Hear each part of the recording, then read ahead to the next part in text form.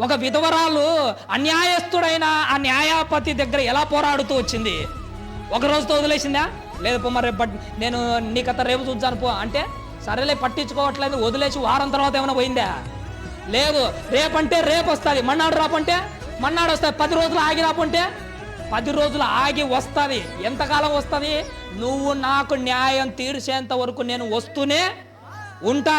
దేవుడు కూడా ఈరోజు నువ్వు అడుగు, ఇవ్వకపోతే రేపు అడుగు, ఇవ్వకపోతే మన్నాడు అడుగు, మన్నాడు ఇవ్వకపోతే 10 రోజులు అడుగుతూనే ఉండు. అప్పటికి ఇవ్వలేదా? నువ్వు చచ్చేంత వరకు అడుగుతూనే ఉండు.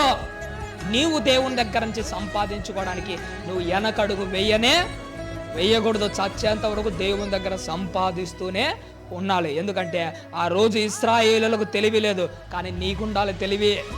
ఏది అడగాలి, ఎంతసేపు అడగాలి, ఎలా పట్టుబట్టి అడగాలి, అనుకున్నది సాధించేంత వరకు ఎలా పోరాడాలి.